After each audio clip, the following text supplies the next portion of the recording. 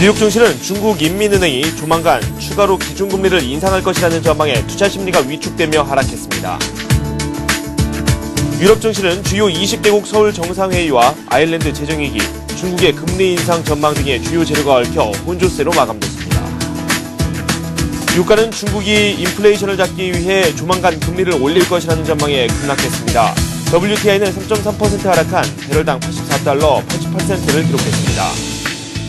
미국의 11월 소비자 신뢰지수는 69.3으로 시장 전망치를 소폭 웃돌았습니다. 3개월 만의 상승세로 최근 5개월 내 최고치를 기록했습니다.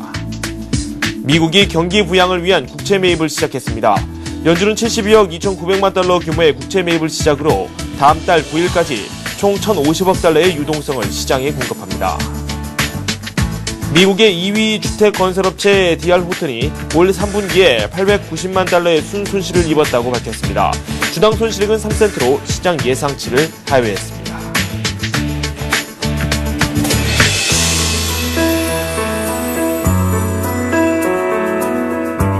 여러분 안녕하십니까. 굿모닝 센 증시의 김종우 선입니다. 미국 증시가 하락하면서 지난 금요일장을 마무리했습니다. 다우지수는 12,000선이 무너졌고요. S&P 500 같은 경우도 1,200선을 내주는 모습을 보여줬습니다. 중국 정부가 기준금리를 인상할 수 있을 것이다 라는 우려가 커지면서 시장에 악재로 작용했는데요. 유럽 증시 역시 여기에 휘둘리는 모습을 보여줬습니다. 구체적인 시장 상황 한번 점검을 해보도록 하겠습니다. 신한금융투자 강남구천역 지점의 최호선 대리와 함께합니다. 안녕하세요. 예, 안녕하십니까. 네, 미국 3대 지수가 모두 하락을 했고요. 그 중심에는 또 중국 기준금리 인상에 대한 우려가 있었어요. 예. 네. 일단 시장의 핵심은 중국 기준금리 인상으로 인한 중국으로 인한 세계 경제 긴축 모드가 네. 도련하지 않나 이런 것 때문에 미국 주식도 하락을 했고, 네. 그다음에 유럽 증시도 하락을 했습니다. 그래서 미국 주식은 전날 대비 90.52포인트 빠진 11,192.58로 마감을 했고요. 네. S&P 500도 1.18% 하락한 1,199.21로 좀 마감을 했고, 나스닥 지수도 37.31포인트 빠진 2,518.21로 거래를 마쳤습니다. 네. 근데 이번 주는 저번 주에 중요 분위기를 유로존 채무 불안, 그러니까 아일랜드와 포르투갈 얘기가 계속 나왔었고요. 네. 그 다음에 통신 장비의 대표주인 시스코가 내년도 전망을 안 좋게 보고 있다. 그리고 이번 금요일 하락에 빌미를 줬던 중국 긴축 우려, 금리 인상이라는 복병 차를 만나면서 2% 넘게 조정을 받았고요. 네. 주 5일 중 11일 하루를 제외하고 모조리 좀 하락한 주였습니다. 네. 그래서 이번 주 다우와 S&P 지수는 각각 2.2%, 나스닥 지수는 2.4% 하락해서 마감을 했습니다. 네. 일단 중국이 금리 인상을 추진할 것이다 라는 그 배경을 한번 알아봐야 될 것 같은데, 소비자 물가가 많이 오르긴 했는데, 예. 인플레 우려가 중국 쪽에서는 대단히 많이 나오고 있어요. 예, 중국이 네. 가장 우려하는 점이 경기가 과열돼서 인플레이션이 올라서 중국 인민들의 구매력이 좀 떨어지는 네. 거를 우려를 하고 있는데, 그에 대해서 골드만삭스가 중국이 인플레 우려에 의한 기준금리 인상을 전격적으로 할 수 있는 가능성이 있다. 네네. 이렇게 얘기하면서 중국 상해 지수도 빠지고 유럽 지수도 빠졌는데, 네. 기준금리부터 좀 말씀드리면 현재 5.56 1년 대출금리인데요. 올 연말 5.81로 좀 예상을 하고 있고, 네. 예금금리는 2.5에서 2.75로 인상할 전망인데, 네. 그 배경에는 한 세 가지로 압축할 수가 있습니다. 네. 첫 번째는 주요 물가 관련 경기 지표가 예상치를 상회하고 있다. 네. 내용은 10월 소비자 물가 지수가 4.41% 증가가 돼서 네. 이게 2년 만에 최고 상승률을 기록하고 있고요. 그다음에 지난 9월 3.6%보다도 상승률이 높아서 중국 정부의 연간 인플레 목표치인 3%를 훌쩍 넘었습니다. 네. 그리고 생산자 물가 지수도 전년 대비 비해서 5% 상승을 했고요. 네. 그다음에 두 번째 배경에 중국 대출 확장세가 있습니다. 연간 계획이 초과되는 분위기인데, 네. 10월 대출 계절 요인을 감안해도, 네. 보통 예상으로는 4,500억 위안 정도를 예상을 했었는데, 이번에 5,877억을 예상을 했고요. 네. 연간 대출 총액이 7조 5천억 원을 초과할 걸 예상을 하고 있다. 네. 네, 주된 내용은 기업들이 자금 수요가 많아서, 네. 생각보다 이 자금이 대출이 많았었고, 근데 이게, 중국 정부가 연말까지 막으려고 했지만 이게 벌써 10월 달에 7조 5천억 원 초과를 하려고 하고 있어서 중국 정부로서는 좀 유동성을 줄여야지 않나 이런 문제가 있었고요. 네. 세 번째는 10월에 총통화, 이게 M2라고 하는데 네. 전년 동기 대비 이제 19.3% 증가를 했습니다.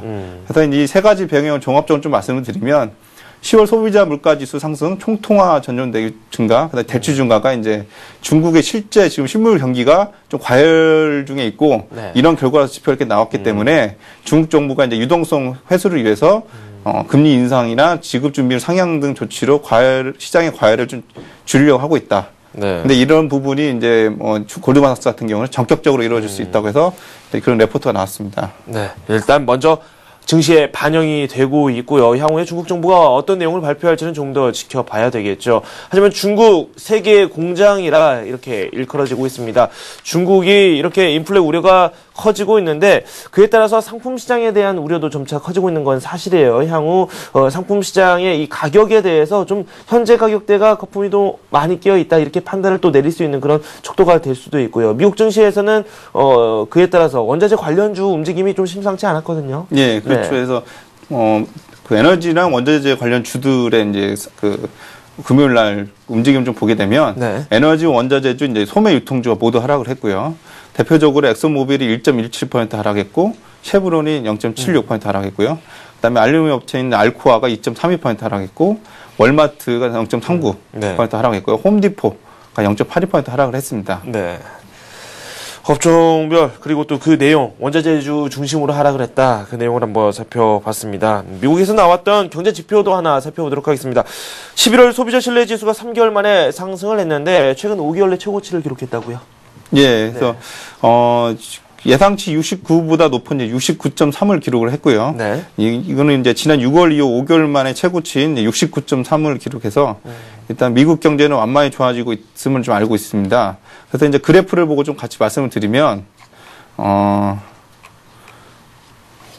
그 끝에 제 동그라미를 그었는데요. 네네. 최근에 이제 한 3개월 동안은 지지부진해서 69를 돌파를 못했는데 이번에 이제 그 69를 돌파하면서 예상치인 69.0을 돌파한 69.3을 기록해서 소비자 기대 지수는 신뢰 지수는 일단은 호전되고 있다 이렇게 보시면 될 것 같습니다. 네. 그리고 미국의 2차 양적 완화 정책 참 말이 많았는데 드디어 네. 시작이 됐습니다. 뭐 다음 달 9일까지 해서 한 1,050만 달러 규모의 국채를 매입을 한다고 하는데 뭐 금리가 오르고요. 첫날부터 좀 심상치 않은 움직임이 나타났다고요. 예, 그래서 일단 집행하기로 했던 그 돈을 좀 첫 집행이 이루어져서 네네. 그 돈은 이제 72억 달러 국채 매입이 이루어졌는데요. 네. 그래서 일단은 반영이 됐기 때문에 실제로 이제 상품 가격이나 달러 약세나 상품 가격에는 주식시장에 이제 브레이크가 걸어지지 않나 이런 우려감이 있었는데 네네. 우리나라도 좀 과하게 좀 매도 좀 빠졌고요. 네. 미국도 좀 그런 면에서 금요일 날 중국 그 금리 인상과 함께 좀 강하게 좀 하락했다. 네. 이렇게 보시면 될 것 같습니다. 네.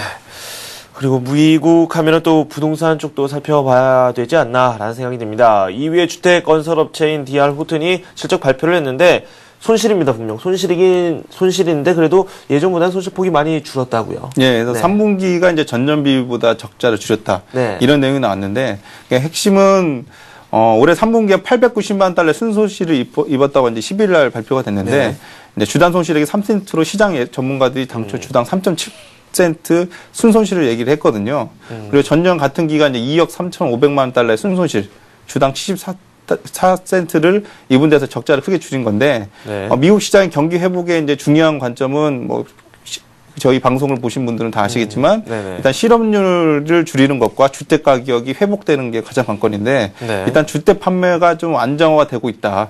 그렇다면은 완만하게 좋아지지만 내년에는 좀 더 좋아지지 않나 이런 기대감이 있어서 네. 호튼의 이번 그 3분기 실적 발표 중 시장에서 긍정적으로 받아들였다 이렇게 보시면 될 것 같습니다. 네, 뭐 지난주에 우리나라에서는 금요일까지 해서 또 G20 정상회의가 열렸습니다. 바로 이어서 또 APEC 정상회의가 열렸는데 역시 주제는 환율이 가장 중심으로 떠올랐거든요. 미국과 중국의 설전도 만만치 않았을 것 같아요. 예, 그래서 가장 중요한 점은 이제 그 미국과 중국의 이제 환율 관련 갈등인데요. 이제 환율 전쟁이라고 있고 이제 저희 우리나라의 그 의장국으로서도 이 문제를 어떤 가이드라인을 제시해서 어떤 G20 정상회의를 성공적으로 이룰 것이냐 이런 문제가 있었는데 네. 일단 핵심은 그 중국 입장에서 보기면 미국이 압박하는 위안화 절상의 문제가 네. 이번 G20 문제에서 탑픽으로 놀이돼 가지고 이제 분위기가 위안 절상해야 된다는 네. 거를 이제 피하려고 했었는데 여기에 이제 미국이 6천억 달러 규모의 양적 완화 정책에 대한 비판도 같이 나와서 네. 그러니까 논점이 두 개가 생긴 거죠. 그래서 결과적으로 환율 의제가 아주 강한 어떤 의제로 올라서지 않아서 네. 일단은 최종 선언문에는 환율 유연성을 높인다. 이렇게 미국과 이제 중국의 원론적인 수준에도 끝났고요. 네네. 이런 문제는 이제 에이펙 정상회의에서도 신경전이 이루어졌고 네. 이제 결과적으로는 내년 1월 달에 이제 그 후진타오가 미국 방문하게 됩니다. 네. 이때까지 그 사이에 좀 신경전이 이루어지다가 어느 정도의 가이드라인이 나오지 않을까 이렇게 생각하고 있습니다. 어렵습니다. 회의는 많이 하고 있는데 네. 소득은 그다지 크지는 않았던 회의였던 것 같습니다.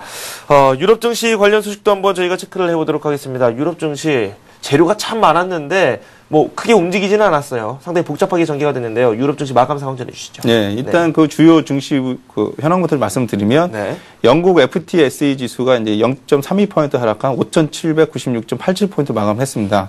그리고 프랑스 CAC 지수도 0.94% 하락한 36.23포인트로 마감을 했고, 네. 다만 이제 독일은 좀 상승했습니다. 0.17% 상승한 6,734.61포인트로 이제 마감을 했는데, 네. 주요 내용은 이제 중국 시장이 먼저 이제 그 하락하면서 특히 이제 중국 금리 인상 문제가 이제 유럽도 경기 회복의 어떤 흐름을 강한 에너지 받지 못하지 않겠냐 이런 것 때문에 이제 유럽 증시도 이제 하락으로 바꿔졌고요. 네.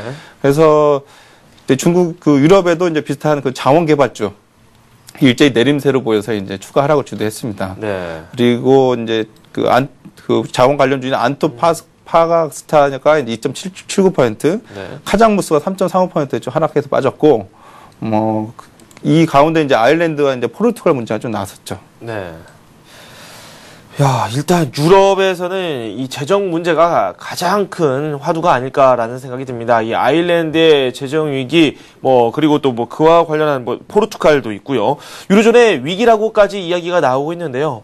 좀 현 상황에 대한 진단이 좀 필요할 것 같아요. 예, 그래서, 유럽 문제는 일단 연초에 있었던 이제 남유럽 사태 문제가 돌발했을 때 시장 반응과 네. 그다음에 해결 방안을 좀 기억해 보시면 되는데 그거에 이제 가장 중요한 그 지표를 보게 되면 이제 제가 준비한 그래프가 있습니다. 네. 그 CDS 그 그래프인데 그래프를 보고 좀 같이 말씀을 드리면 포르투갈과 이제 아일랜드의 이제 그 CDS 그 신용부도 위험이 네. 아주 최고치를 달리고 있습니다. 지금 600bp까지 올라갔고요. 네. 그래서 지금 두 국가의 이제 리스크는 이제 지표로 보게 되면 아주 좀 위험한 상태다. 네. 이런 상태인데 불구하고 오히려 이제 중국 금리 인상 때문에 지수가 하락했는데 네. 그런 이유가 뭐냐면 이제 연초에 있었던 남유럽 사태에 대한 해결 방안이 네. 결국에는 이제 유럽에서 지원을 해서 해결이 됐지 않습니까? 네.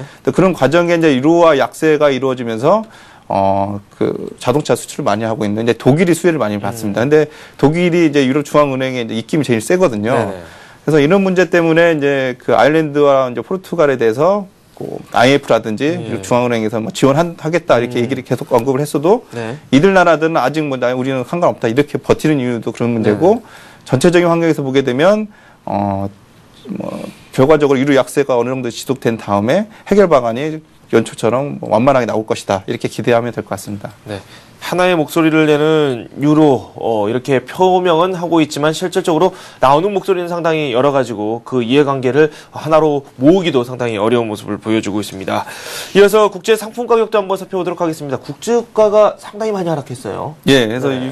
일단 경기축, 중국발 경기축이 가장 무서운 어떤 세계 글로벌 경기 회복에 걸림돌이 될 수가 있는데, 네. 그래서 5일이 이제 3.32% 하락한 이제 85.1달러를 마감을 했고, 그다음에 금 가격도 원래 안전자산이라고 했지만 2.84% 하락한 1,368.7달러로 끝났고요. 네. 달러 인덱스도 하락해서 0.27% 하락한 78.08로 끝났습니다. 네. 역시나 이제 그 세계 최대 상품 소비국이자 고성장 국가라는 점에서 중국이 네. 그래서 이제 중국의 긴축은 이제 글로벌 상품 수요를 유축시키고 성장세를 좀 둔화시킬 것이다. 이런 내용 때문에 이제 좀 그 오일과 금과 이제 달러 인덱스 하락했다 이렇게 보시면 될 것 같습니다. 네. 이번 주 주요 일정 한번 살펴보도록 하겠습니다. 이번 주에 어떤 일정들이 기다리고 있나요? 이번 주는 일단 지표들 그 지수가 좀 조정받는 분위기거든요. 그래서 네네. 과열에 대한 어떤 브레이크가 걸어지는데 이 브레이크가 완만하게 걸릴 것이냐인데 반대로 또 상승 여부도 볼 수 있습니다. 네. 근데 그거에 대한 그 기준점인 이번 지표, 그러니까 경기 선행지수, 소매 판매, 산업생산, 주택 착공 네. 등이 이번 주에 발표가 되거든요. 네. 이 지표가 이제 예상보다 좋게 나올 경우에는 오히려 지금 지수 조정의 어떤 분위기가 좀 완만해지지 않나 이렇게 기대를 할 수 있는데 네네. 일단 15일에 나오는 이제 10월 소매 판매가 이제 0.7% 증가하면서 네네. 4개월 연속 증가세로 이어질 것을 기대하고 있고요. 네. 그다음에 화요일에 발표되는 10월 산업 생산도 0.3% 늘어나면서 이제 증가세로 전환될 것이다. 좀 이렇게 보고 있습니다. 그리고 네. 화요일과 이제 수요일에 각각 제공되는 이제 생산자 물가지수와 소비자 물가지수가 이제 그 인플레이션이 어느 정도 좀 억제되고 있으면 좀 보여줄 것으로 보고 있어서 네네. 그래서 그리고 다른 지표들은 이제 제조업 지표, 주택 지표, 고용 지표, 경기 선행 지표가 나오는데 네. 전반적으로 전월 대비는 다 개선되고 안 좋았던 게 반전될 것이다. 네. 이게 긍정적으로 보고 있습니다. 네. 이번 주에 기업들의 실적 발표도 이어지는데, 소비와 관련된 그런 기업들의 실적이 상당히 많이 발표가 되는 것 같아요. 네, 그래서 네. 앞서 말씀드렸다시피 이제 그 소매 유통 관련해서 그 소비자 신뢰 지수가 이제 높아졌기 때문에 실제로 네. 소매가 어떻게 이루어지냐고 문제인데 지난주까지 S&P 500 기업 가운데 이제 458개사가 이제 네. 3분기 실적 발표를 했고요. 이번 주에는 이제 S&P 500 기업 중에 23개와 다우기업 2개가 이제 분기 실적 발표합니다. 네. 그래서 월요일에는 이제 노스트롬, 로우스, 어반 아웃피처스 실적이 나오고 네. 화요일에는 홈디포, 월마트, 에스크롬 앤 피처 이제 발표가 됩니다. 네. 특히 이제 그 홈디포, 월마트 대표적으로 이제 우리나라 사람들도 알고 있는 이 회사들의 실적이 좀 주목해야 할 것 같고 네네. 주 후반에는 이제 타겟, 리미티 브랜드, 갭, 시어스 등의 실적 발표가 이루어집니다. 네.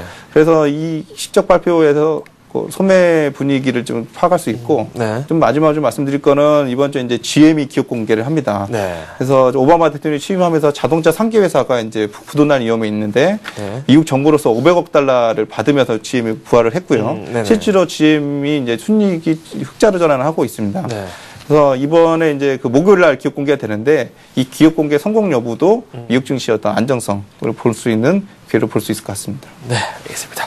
지금까지 신한금융투자 강남구청역 지점의 최우선 대리와 함께했습니다. 고맙습니다. 감사합니다.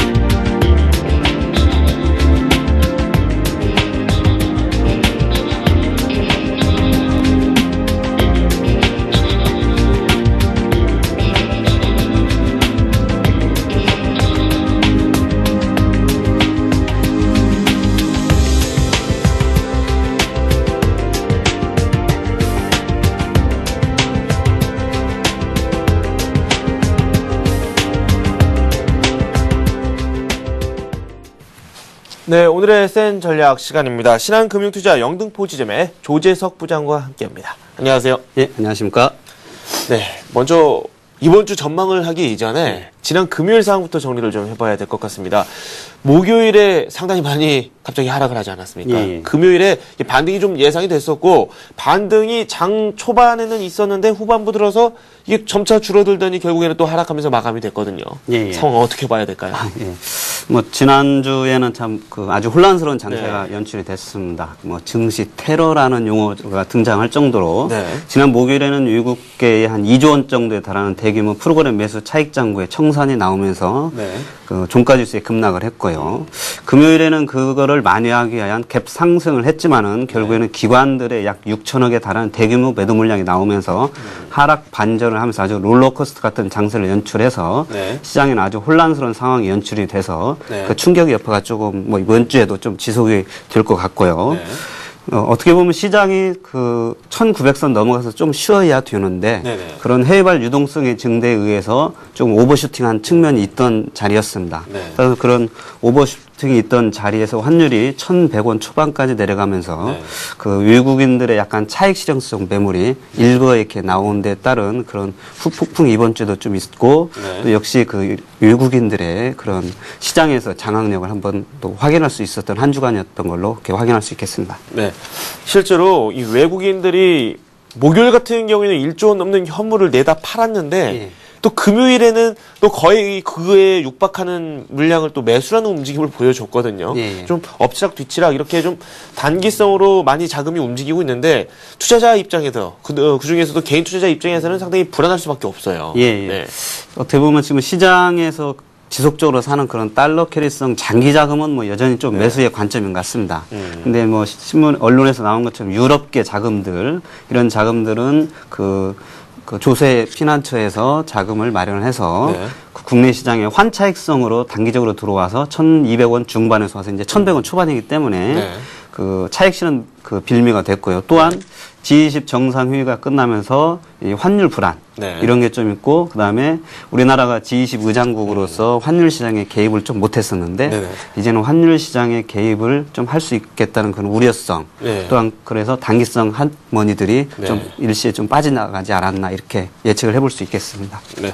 뭐 정부 차원의 검사가 필요하다라는 그런 주장도 있었고요. 예. 뭐 미국계 헤지펀드다, 뭐 유럽계 헤지펀드다, 뭐 이렇게 좀 추측성 기사도 많이 나오기도 했었습니다.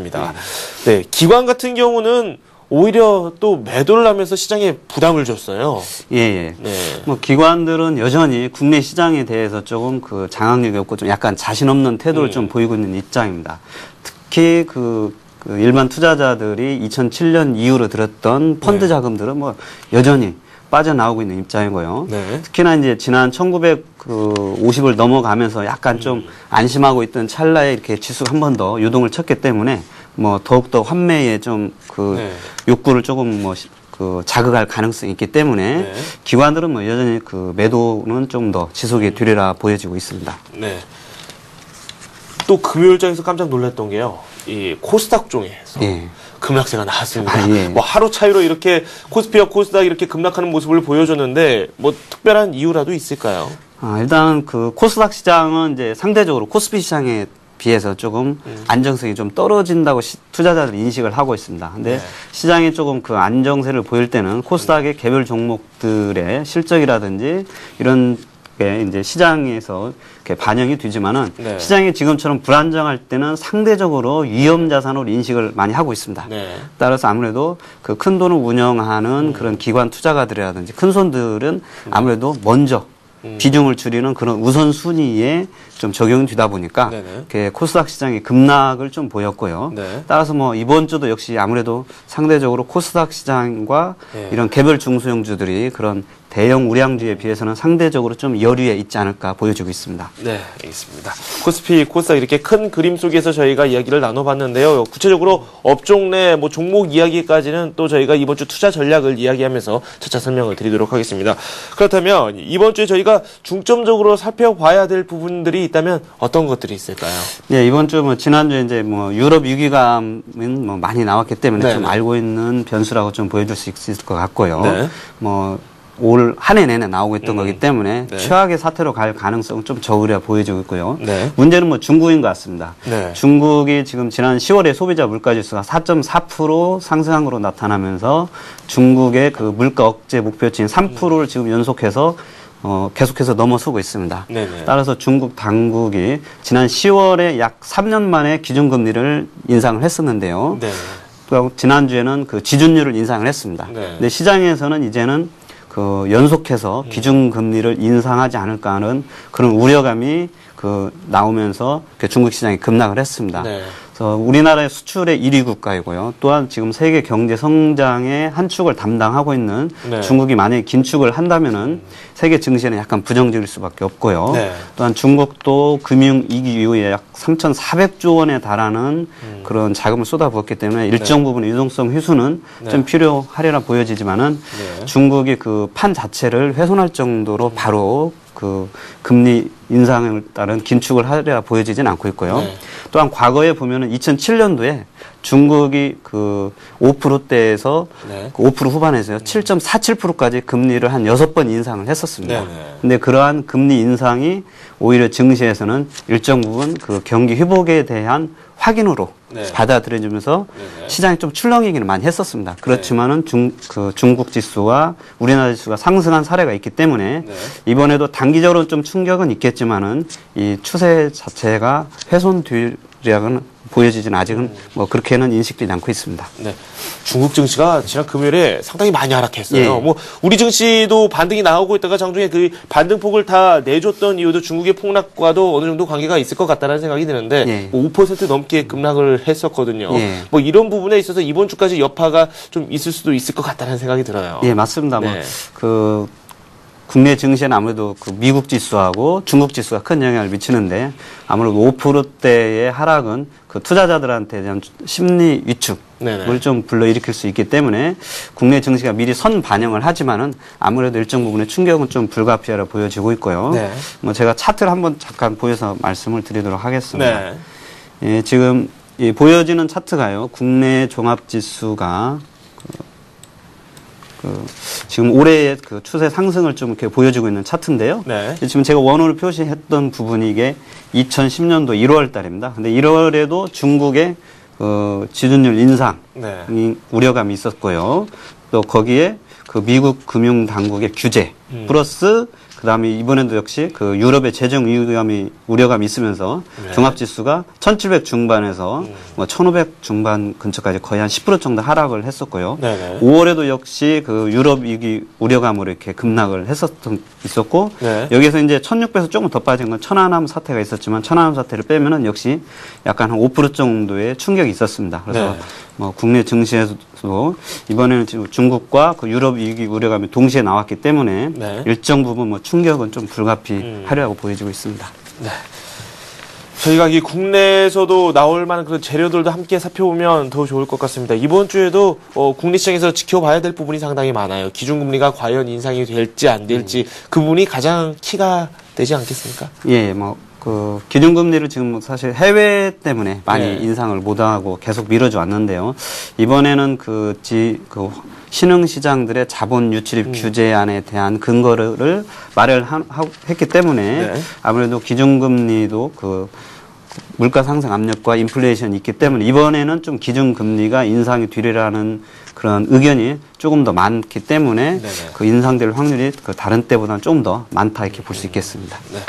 우리 증시 그렇다면 이번 주 변동폭 밴드선을 어느 선으로 예상을 할 수 있을까요? 예, 예. 네. 이번 주에는 아무래도 그 아까 말씀드린 것처럼 1900선에서 오버슈팅한 면이 있기 때문에 네네네. 그 1900선 이제 지금 초반에서 그다음에 그 아까 말씀 지수가 그 충격이 있을 때는 보통 한 5에서 10% 정도 하락을 네. 했기 때문에 네. 지금 1970선에서 한 10% 하락이면은 뭐 이제 좀 안 좋게 보는 쪽에서는 지금 한 1800선 초반까지도 예상을 하고 있는데요. 네. 그것보다는 일단 한 60일 이평선과 지난 10월의 저점이 한 1840선이었습니다. 네. 그래서 60일 이평선과 지난 10월의 저점을 만나는 네. 한 1854, 50선이 일단은 뭐 단기적인 그 저점의 그 기준선이 되지 않을까 이렇게 네네. 보고 있습니다. 네.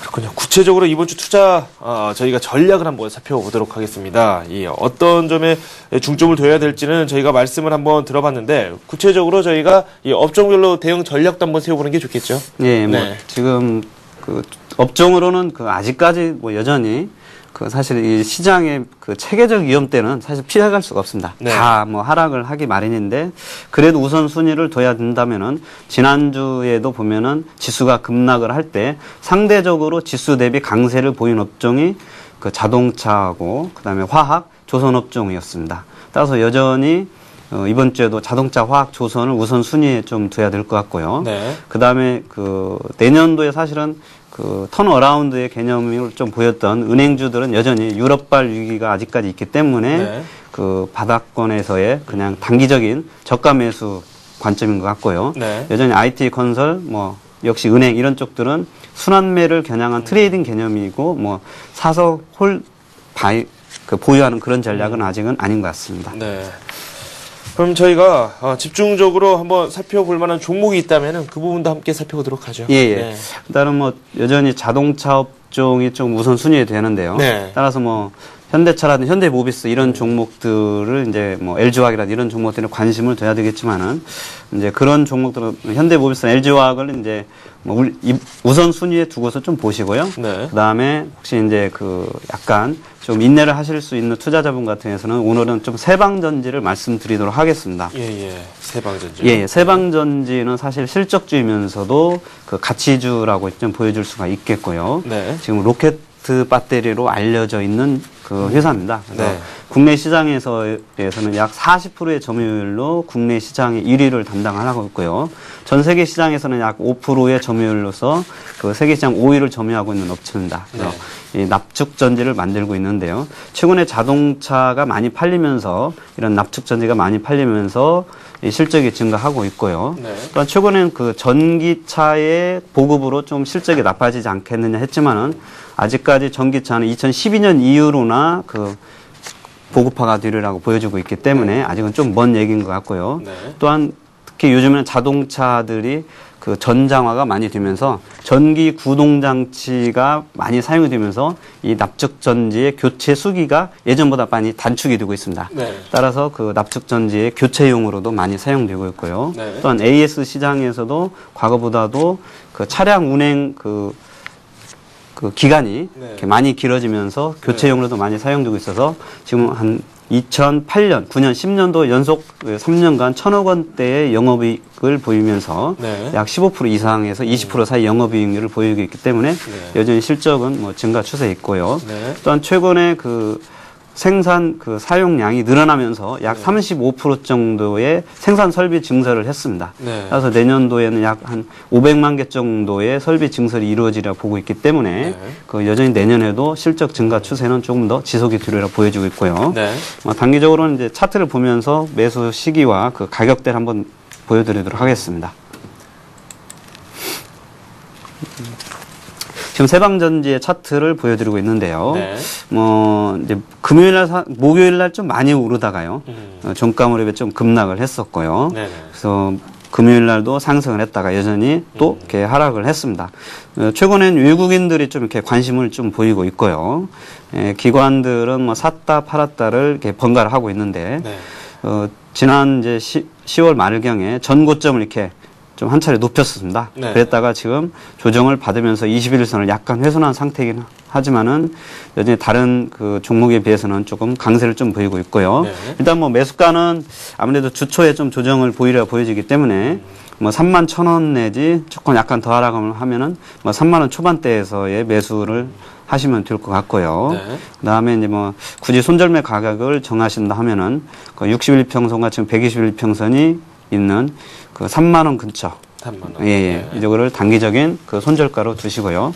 그 1차적인 목표가는 지금 연속 3개년간 지금 그 주당 순이익이 5,000원을 넘어가고 있습니다. 따라서 네. 5,000원이면 지금 그 31,000원이면 퍼가 한 6배밖에 뭐 되지 않고 있는데요. 네. 시장 평균보다 훨씬 지금 저평가되고 있기 때문에 뭐 1차 목표는 짧게 보면 35,000원이고 좀 길게 보면은 그 4만 원까지는 뭐 상승하리라 보여주고 있습니다. 네, 세방전지 살펴봤습니다. 신한금융투자 영등포지점의 조재석 부장과 함께했습니다. 고맙습니다. 예, 감사합니다.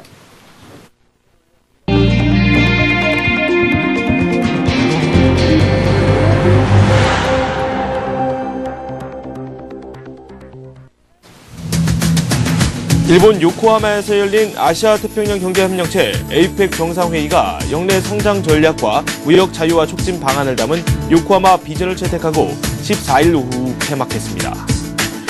포스코가 인도에 180만 톤 규모의 냉연 공장 건설을 추진합니다. 이 공장은 지난 3월 착공한 인도 아연 도금 강판 공장에 이은 인도 내 두 번째 공장으로 인도 현지 시장을 조기에 선점하기 위한 포석으로 풀이됩니다. 최근 내년 2, 3월 이사 물건을 미리 찾는 전세 수요가 몰리면서 가격 상승세를 더 부추기고 있는 것으로 나타났습니다. 우리 정부가 G20 정상회의 기간 중에 타결을 추진했던 터키 원전 수주 협상이 전력 판매 가격 등의 문제에 부딪혀 난항을 겪고 있습니다. 터키는 일본 등 다른 국가와도 협상 개시 의사를 밝혀 향후 협상 과정이 만만치 않을 것으로 전망됩니다. 한국은행은 오는 16일 금융통화위원회 본회의를 열어 기준금리 인상에 대한 논의에 나섭니다.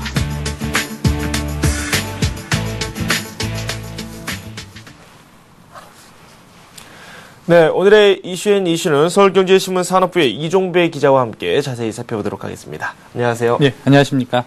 네, G20이 지났고 또 바로 이어서 에이펙 정상회의까지 열렸는데 그렇죠. 예. 각국 정상들 정말 정신이 없을 것 같아요. 많은 논의도 있었을 것 같은데요. 구체적인 내용도 한번 살펴보면 좋겠죠. 예, 그렇죠. 뭐 서울에서 그 G20 정상회의가 열리자마자 그 일본 네. 요코하마에서 그 지난 주말 에이펙 그 정상회의가 열렸는데요. 사실 그 에이펙 회의에서는 뭐 미국, 일본, 중국, 한국 등 뭐 21개국 국가의 지역 정상들이 모였거든요. 네. 뭐 G20에 버금가는 공동체인데요. 이날 그 에이펙 회의에서는 그 요코하마 비전 선언문이 채택이 됐습니다. 네. 그 요코하마 그 비전 선언문을 보면요. 그 환태평양 경제 동반자 협정이 있는데요. 뭐 네. 영어로는 TPP로 불리는데요. 그 환태평양 경제 동반자 협정을 체결하고 이를 아세안과 연계하면서요. 네. 그 에이펙 국가 간의 그 영내 무역 자유화를 추진하기로 좀 합의했거든요. 네. 그 한마디로 그 에이펙 국가 간의 포괄적 FTA 협정을 맺어서 그 에이펙 국가 간에도 그 무역 자유화를 하겠다는 취지인데요. 네네. 사실 이명박 대통령도 그 일본 현지 언론과의 인터뷰에서 네. 이 같은 움직임에 참여를 검토하고 있다. 이런 발언을 내놓았습니다. 네. 영내 무역 자유화.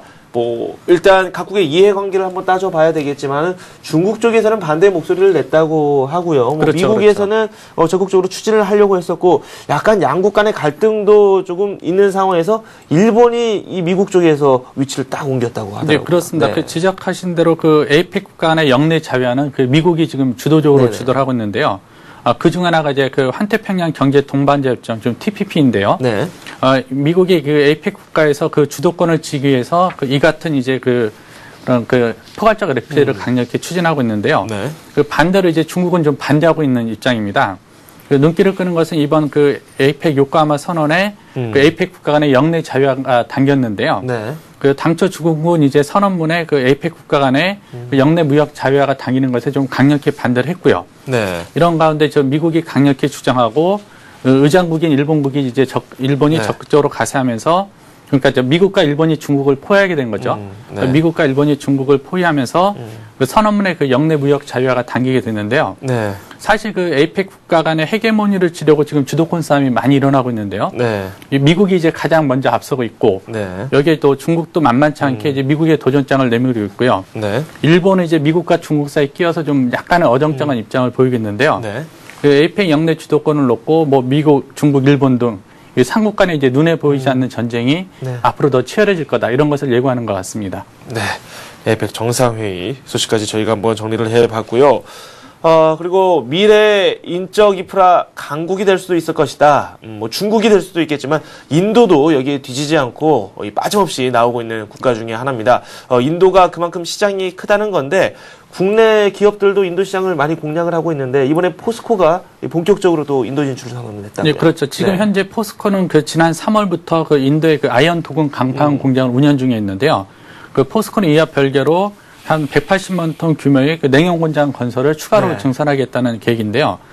인도의 그 냉용 공장 건설은 그 오는 12월에 최종 결정돼서요. 네. 뭐 내년 초에 좀 착공될 것으로 예정이 돼 있는데요. 네. 뭐 전체 투자 규모는 한 10억에서 20억 달러로 좀 추산되고 있습니다. 이미 그 포스코는 그 냉용 공장 건설을 위해서 그 부지 확보하고요. 네. 그 현지 정부 협의 등을 진행 중에 있는 것으로 알려지고 있는데요. 네. 아마도 그 포스코가 그 인도 지역에 그 냉용 공장을 건설하는 것은 인도가 현재 뭐 중국 못지않게 네. 자동차하고 가전회사가 밀집해 있다 보니까 네. 최대 어떤 철강 수요를 부상하고 있거든요. 네. 그 인도의 철강 수요를 보면은 뭐 현재가 한 5,300만 톤이 되는데요.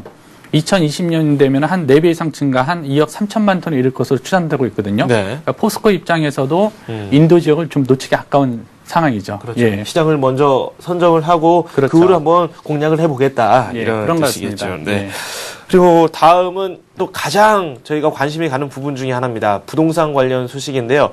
전셋값이 도통 내려오지 않고 있습니다. 그렇죠. 그만큼 많은 서민들께서 고통을 많이 겪고 있는 부분이 바로 집값과 관련된 이야기가 아닐까라는 생각이 드는데 이런 추세가 이어지면서 내년에 이사를 하려는 그 전세 집을 벌써부터 잡는 그런 현상이 나타나고 있다고 해요. 그렇죠. 네. 이게 좀 그런 현상이 좀 드문데요. 네.